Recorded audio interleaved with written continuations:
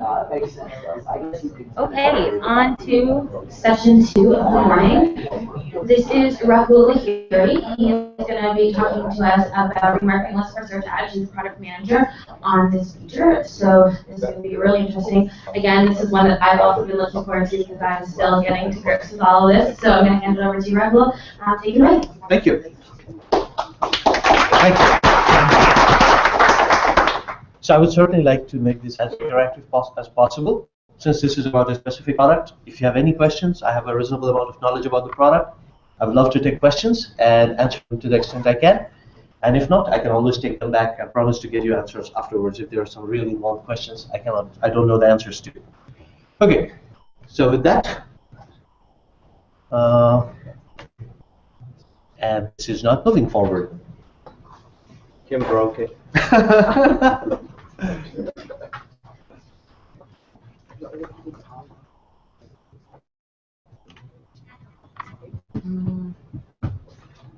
we go. Perfect. Great.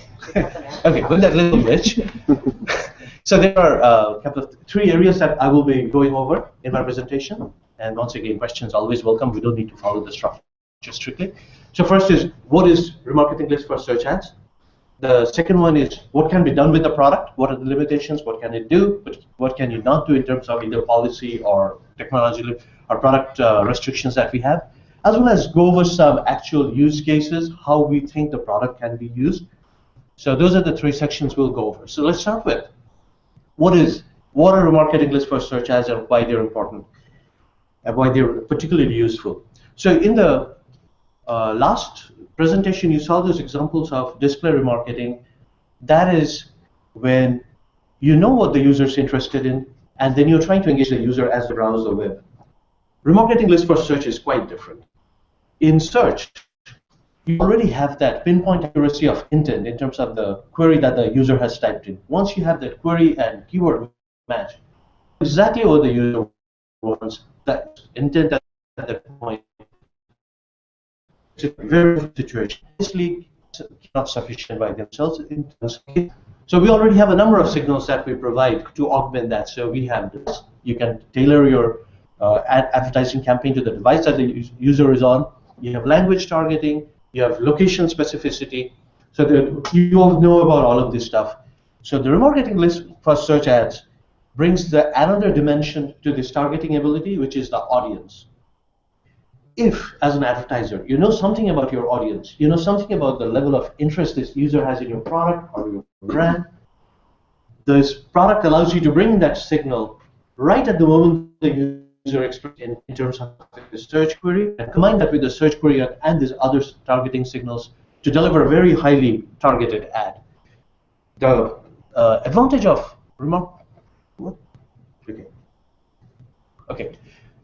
the huge of this is you're not guessing game at this point. You're not trying to figure out, I'm about to show my ad on a website. Is the user really going to be engaged at this point? You don't have that problem. The user search. Now you're just adding in this additional information.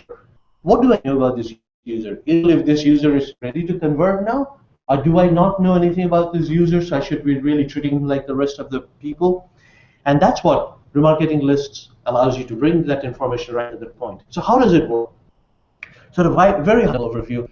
It starts by a tag on your website. I think most of you are probably familiar with the tags. It's a piece of JavaScript, or if you don't want to use JavaScript for certain reason, for example, some of our clients do not want to use the JavaScript for, you can just take a pixel out of it and put the image pixel on your site.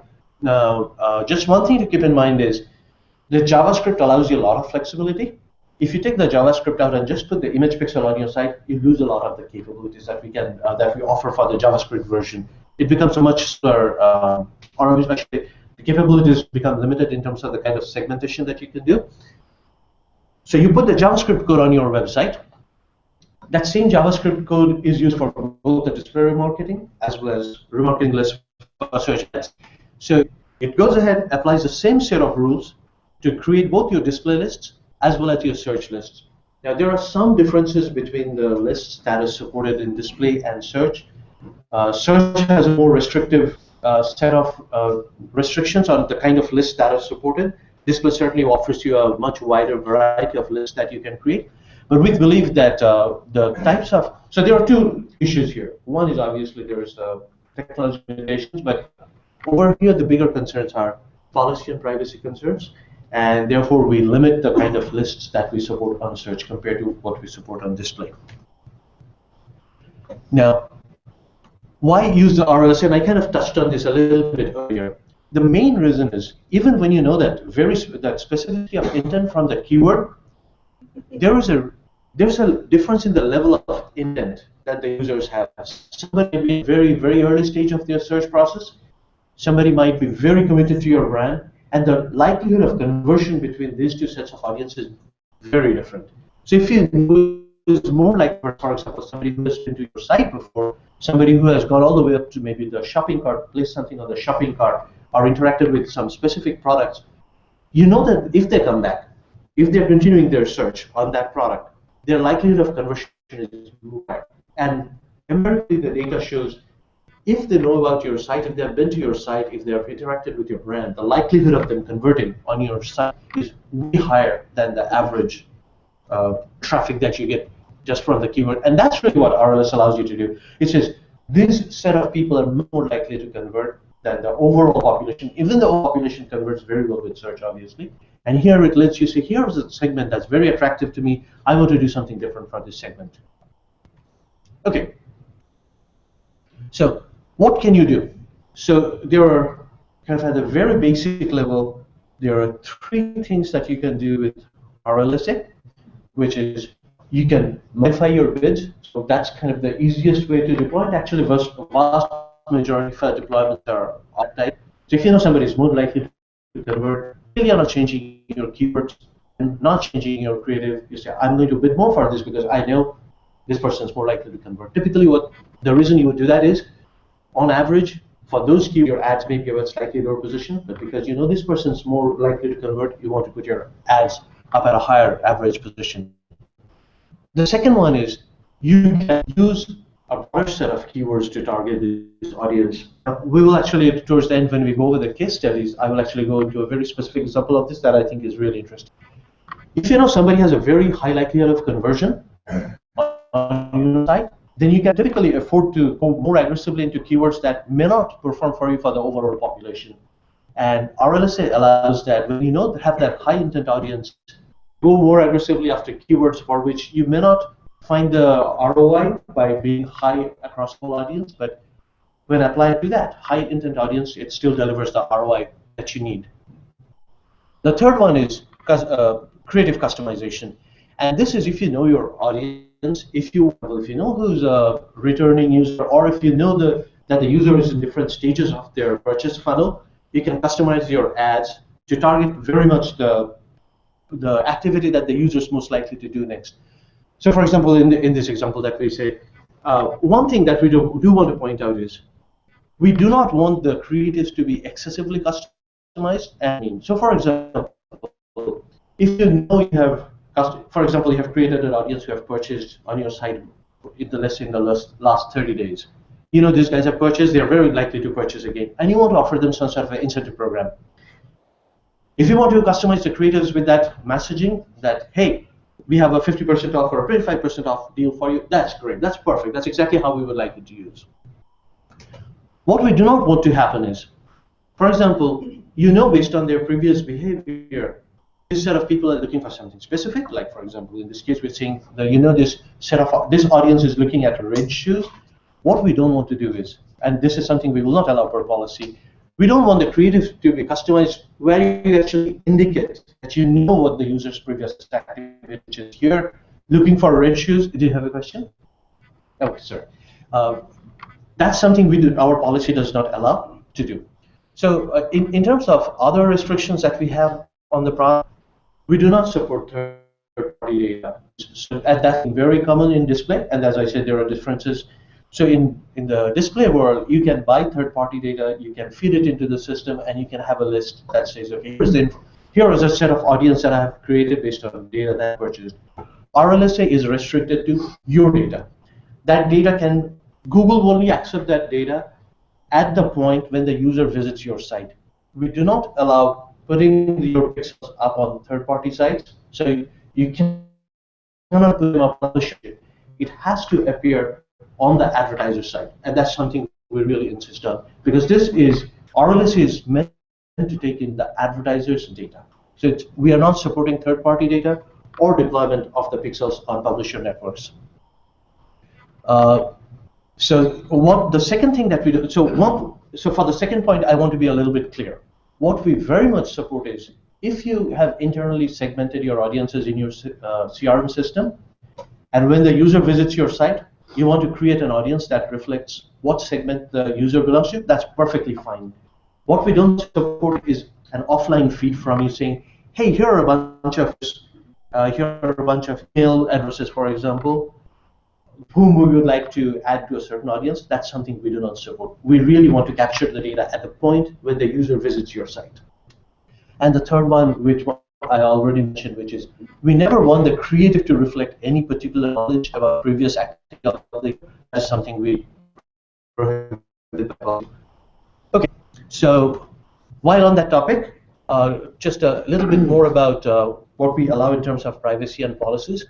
So first of all, we impose minimum thresholds on the list size that you have to have before it actually can be used to target the audience. Right now, the restriction is 1,000 cookies. So you have to have at least 1,000 distinct users list before it can be used at the time to target the ads. If the list is smaller than that, none of the things that you do, for example, if you say modify my bid, etc., those things will not be applied. And the reason is very obvious. If the list is small, then you can really get extremely creepy and hyper-targeted to audiences that we do not want. Another difference is that's something that's different from display. For display, I believe the minimum threshold is 100 cookies. Ours is 1,000. The other difference from display, once again, on the privacy angle, is the duration of the list. Display allows a maximum duration of 540 days. On search, we restrict 80 days. And the second one, which is sensitive categories, this is uniform across all Google products, and that's published in our interest-based policies section, which is no remarketing is allowed on sensitive categories. So that includes health information, information on religious and other beliefs. That's described pretty much in detail in our Help Center article.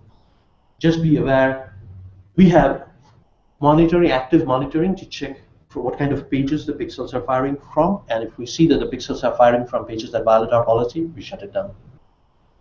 The third one is PII, and that's the one that we mentioned. This is why we do not allow offline feeds of lists. We do not accept any PII or any PII key data. So you cannot store any PII in the system for Google advertising. Okay, just one point of distinction. I should have covered this earlier. Clearly, this is different from display remarketing.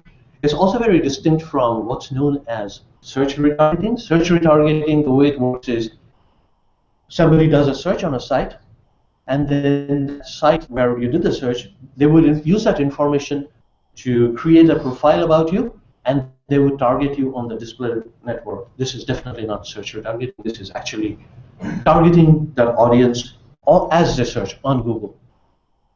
Okay, so now on to how you can actually use them with AdWords campaigns. So the first strategy, as I mentioned, is when you want to bid higher.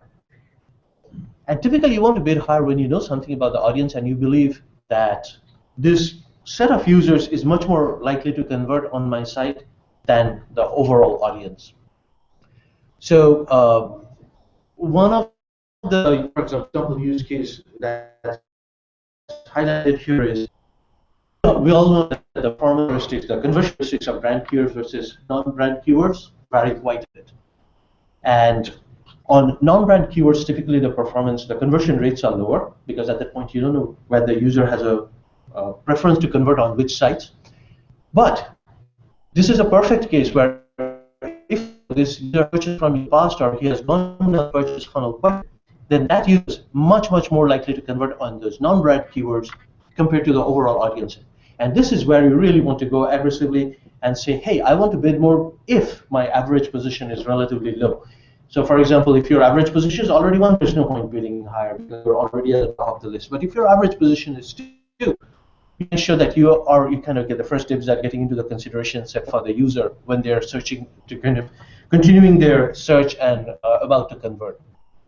So what you would, though, you would take the audience that you have created, associated that with the ad group. You just use a bid multiplier that makes sense, and we will go into how you can select those bid multipliers. And that would, when that one of the user list, your ads will then bid more and rank.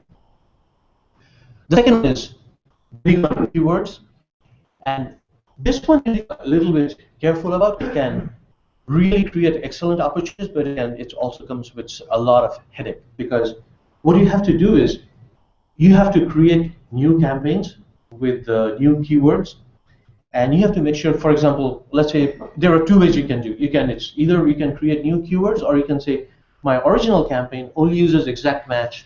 I'm going to create a duplicate campaign for my audience groups, but I will use broad matches. So what you have to make sure is that logic is very clear. What is the purpose of this second campaign? And also the configuration needs to be different, because you want to make sure that for this ad group that you have set up with the broad keywords, you don't want to show everybody for the overall audience the performance. Hopefully you have already tested it out for the overall user, kind of the entire user, you don't see the performance. So what you have to do is you have to make sure you set the configuration to what we call target and bid, which means the ads from that ad group will only serve to the user lists that are associated with that group. And then, of course, once you have created that, depending on new keyword you are adding, you use a kind of broad version of the keyword that you're getting exact. You have to make sure that those two sets of campaigns are in sync, that you don't have traffic unnecessarily being restricted to the audience when you don't want it to. So there's a little bit of extra keyword management that creeps in there. I will go, as I said, I will go into an example of this later on. High intent audience, you can capture them across a broader set of searches that they do, and that hopefully gives you more contact with this set of users and a higher probability of capturing them while they're doing their search and getting them to convert on your site. The third one is customizing the creatives. And this really requires knowing something about the user, about the, for example, the stage that they're in of their purchase process, or actually having different offers for them. Otherwise, there's really no reason to take them to a different landing page. Now, this is something in order to do the creative customization, you have to duplicate your campaigns. We don't have a way today to say, within the original campaign, here are a set of creatives that we want to show to the audience. That's a feature that we're working on but don't have available yet. What you can do is, for example, the example here, the classic examples that we see are people in different stages of a funnel. For example, if you have a free product and a paid product, you want to, depending on what you know about the user, you want to show different creatives. Or if you purchased recently before, you want to give them into purchase more from your site. Those are the typical use cases, and you duplicate the campaign, add the new creatives, and then you have the customized creatives showing only to the users on the audience list. You may or may not have changed the bids. The people who are not on this audience get to see your original creatives. The people on this audience get to see the customized creative. Now the question is, how do you know which are the right campaigns or right ad groups where you want to associate Rlsa? So what we recommend here is there are really two things that you need to think about. One is the average position of your ads for this ad group. If it's already at the top position, there's really nothing else you can do. So look at what's the average position. If the average position is lower than 1, that's where an opportunity to improve go up in the ranking and thus more traffic. So to that, you would take what the average position is. You would use the bid simulator to and how much more you have to bid, and we will go into the details. The second one is, if you have certain campaigns where these are campaigns with lots of keywords, kind of the tail, the average conversion rate may be low, the average CPM may be high, so you don't want to bid up too much for these keywords. In cases, if you know there's a segment that will give you better behavior, those are the perfect cases where you want to do the bid adjustment because these are large amounts of keywords, you really don't want to use the creative too much. You want to associate those user lists that convert well for you and bid up for those user lists for those kind of campaigns. How do you know how your audience performs? So what you can do is, the easiest way, there are actually two ways. One is obviously if you have a CSR that you work with, we have an internal system, and CSR will be able to give you some access for this kind of data. If you don't have that access, then the easiest way is just add the audience to the ad group in bid-only mode. 0% change. Then when you go to the audience tab, you'll see how that audience performs for those ad groups, and you can see if their CTRs are high, their CPAs are much better than the average. If their CTRs are higher and the CPA is much better than the average CPA, that's your opportunity to act on that audience. So at that point, you want to say, yeah, these are the audiences for whom I need to do something different for these campaigns. And what you would do is, let's say you want to start with the bid adjustment. So the question is, how do you know how much bid to adjust? What we recommend is start with a relatively large bid adjustment, particularly if your average position is low. So we routinely recommend to start with a 100% bid adjustment and see how it performs. Particularly, yeah, go ahead.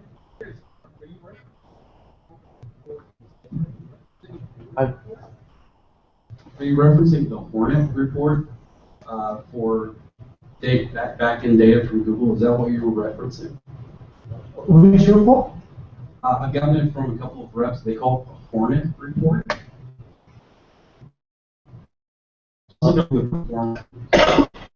I'm not entirely familiar with that term, so no. CSR will be able to give you so internally we call it just our, what we call it, the audience analysis report.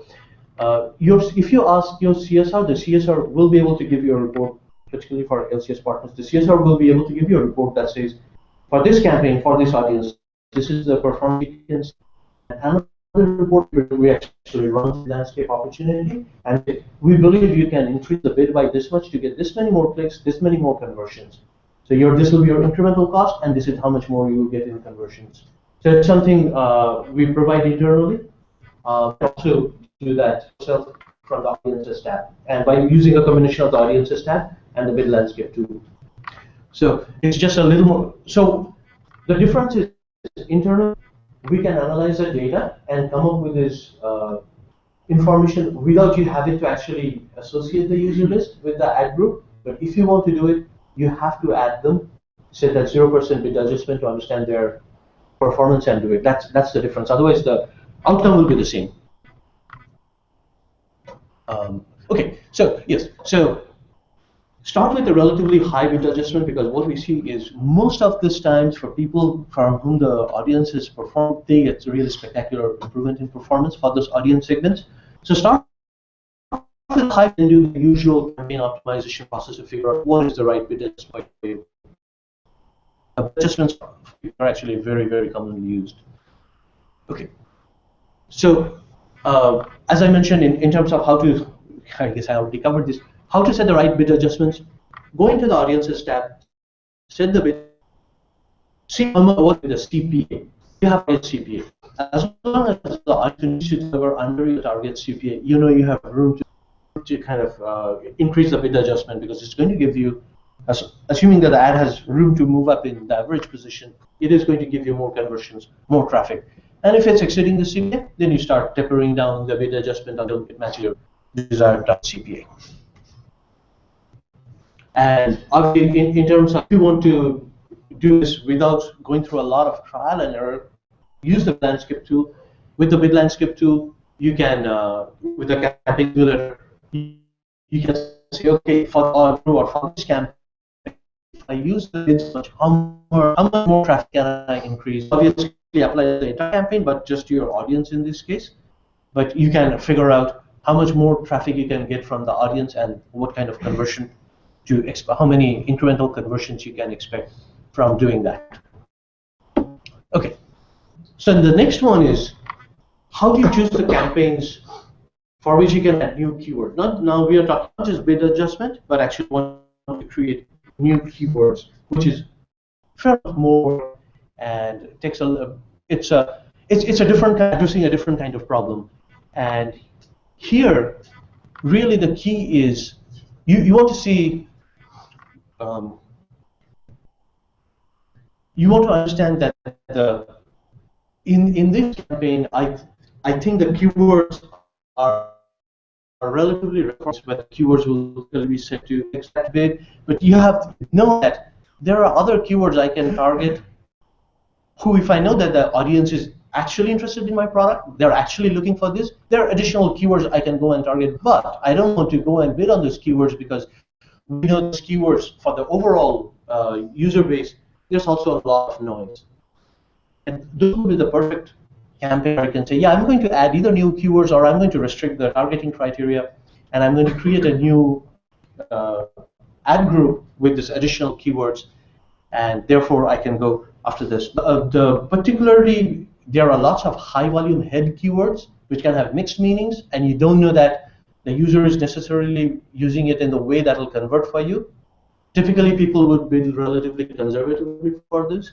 But if you know the user is actually looking for the product, which your audience will, for those cases, you really build out this additional ad group where you target those head keywords and you can bid with a lot more confidence for this audience.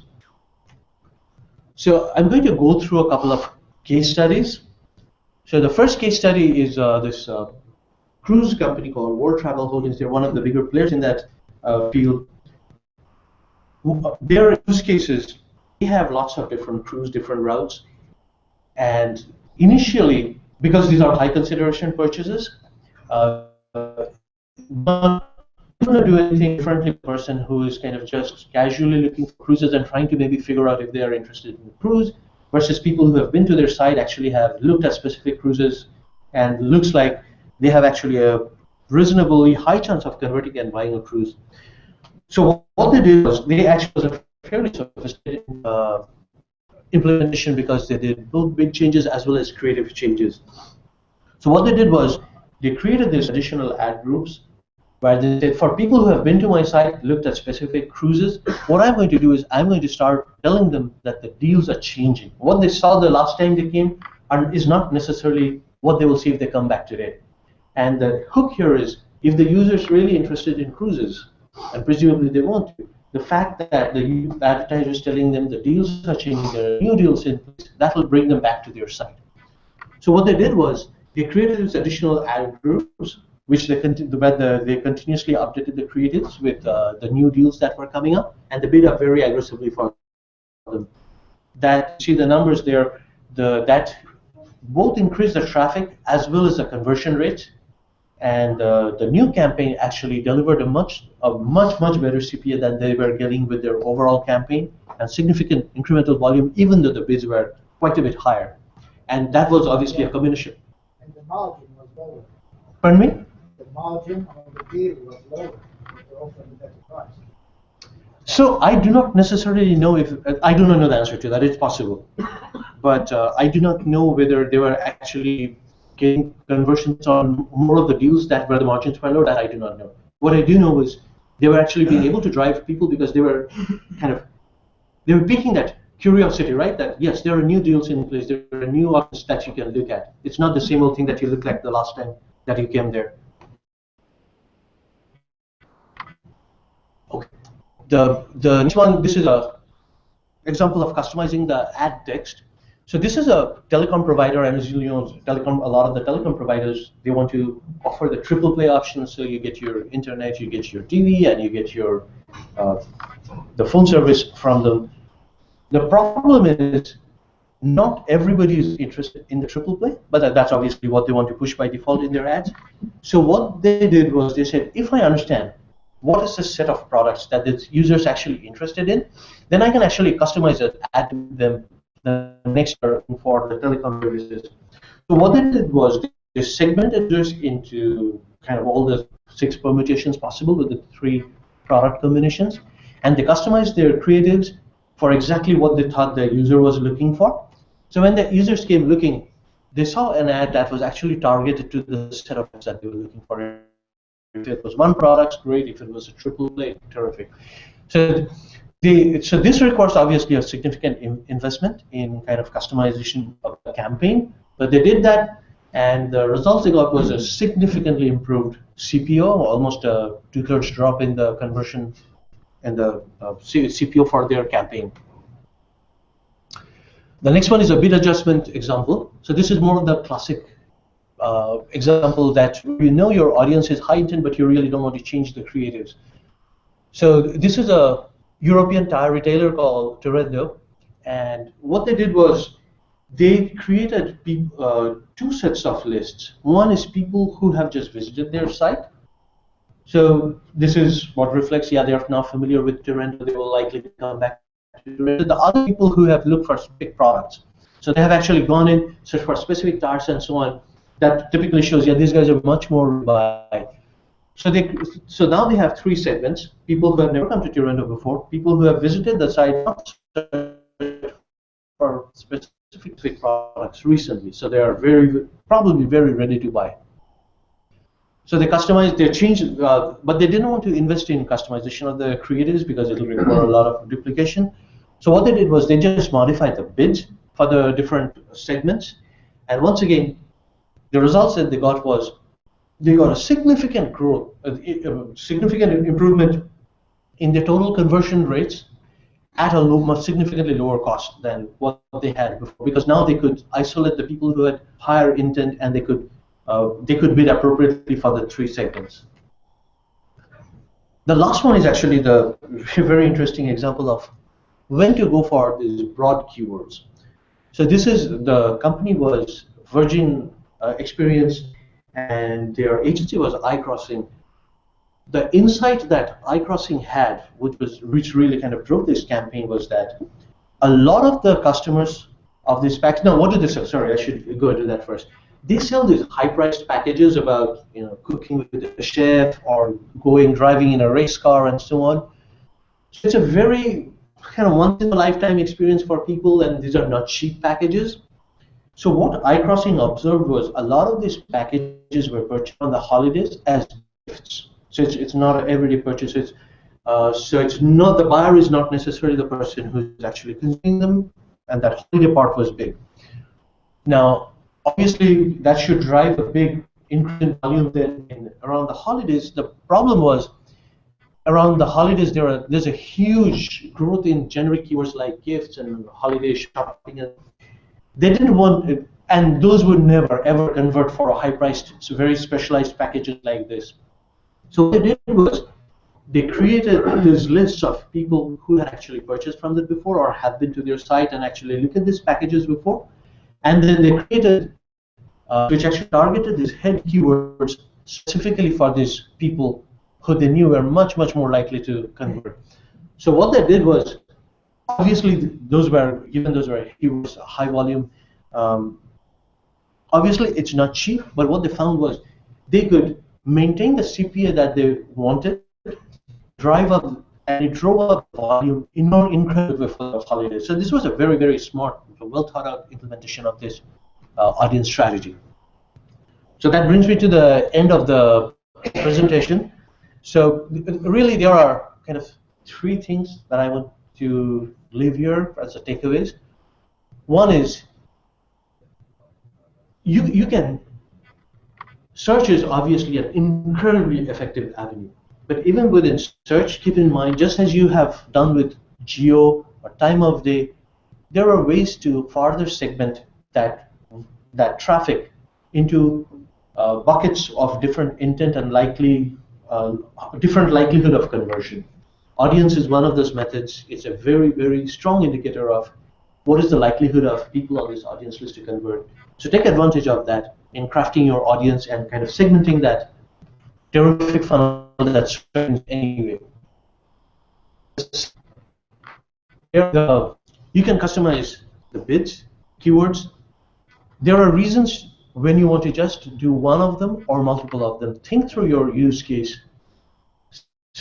Make sure you're doing that you're not putting an effort that's not necessary, because you can tap a lot of the opportunity here with the bid modification. But at the same time, if there are other additional opportunities to be tapped by customizing your creative or by going into after additional keywords, you absolutely want to tap into them. So think through what the uses are, how you can, where you think you can really derive significant benefits in terms of capturing the high intent, growing the overall pie, because today you may be missing the people who are very likely to convert for these other reasons that you cannot necessarily segment the audience.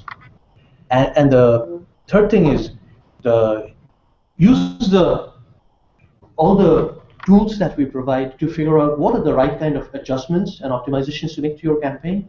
Use bid landscape, use that audience report to understand how the audience perform, use the bid landscape tool. How much more should I be bidding up for this audience, and how much more can I expect when I do bid up for this audience? So I'm going to leave it there. Any questions? Yeah. Indeed, indeed, it's powerful too. The question is, currently you do not allow users who are logged into the Google account to get a page. So I would say don't worry about that. I think you'll get very good coverage without worrying about any of those details. You'll get very good coverage today. We have a fairly large install base at this point, and coverage is pretty good. Depending on, obviously, it depends on the type of industry you're in. Different segments, different verticals have different coverage and different value. So our two best performing verticals are retail and travel, and both of those we get excellent coverage without having to worry about any of this signed in, signed out. I would say don't worry about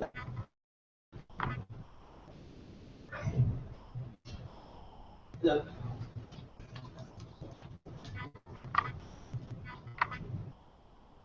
As a follow-up question to that, we heard from our reps that that's no longer, or that you are now allowed to target signed-in users. Okay, so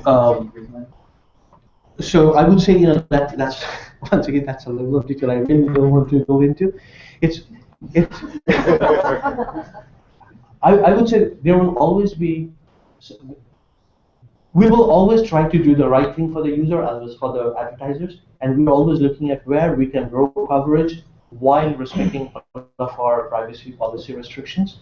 And that is something, my point is, you will always get very good coverage going for, at least at this point, you have very good coverage of your audience. If there are people that we cannot add to the list, is because of internal policies, privacy reasons, etc. As I said, we really want to make sure we do the right for the user, but we are absolutely doing the right thing, and your coverage will, depending on the vertical, your coverage will be good enough. What you want to focus on is, does this analysis, opportunity analysis, is this saying there is a significant opportunity? If so, go ahead and implement it. So my question relates to Google Analytics, and I think that you can use the Google Analytics code to add a remarketing issue to it, the universal and for the classic, but it doesn't apply to Rlsa. Isn't that true? No, no, it's actually a very recent change, so that's actually no longer true. Okay. We have a beta underway. There are some restrictions in the beta. Google Analytics today allows you to create a lot of different lists, just as with AdWords. There are certain lists that are not supported for search today. If you get into that beta, so we have restrictions on the types of lists, and unfortunately we also have geo restrictions. So talk to your representative, see if you can get into the beta. It's definitely going to become generally available relatively soon, but it's available, yes. So I understand the time period restrictions to 180 days for cookie quality, for privacy, for just general reasons. But I also definitely appreciate using remarketing lists as negatives as well. Is there any reason why we wouldn't be able to maybe extend the negative use of remarketing for search beyond 180? And I actually don't see too much of a privacy concern when you're removing someone from targeting. I think that's no. I think the issue there is the product structure. So the duration of the list is associated with the list. Right. And we at that point, we have no idea if you're going to use it for targeting for good or bad. exclusion. Exactly. So it's kind of hard. It's the product, that's the structure of the product. And it makes you have to look for the duration of the cookie as opposed to the duration of the list. Exactly. So that's a practical Maybe restriction. If we had I'd like to see that structured, as a 2-year plan or something like that, but you can definitely argue for the product structure where you associate the list and then associate the duration at that level. It's associated with the ad group and list pairing. We didn't go that way, I think, probably because that gets relatively complicated because now you have I this. understand the why from the structure point of view. Yeah. Any more questions? Might wrap it up then. Yeah, okay, thank you Okay. so much. Thank you very much.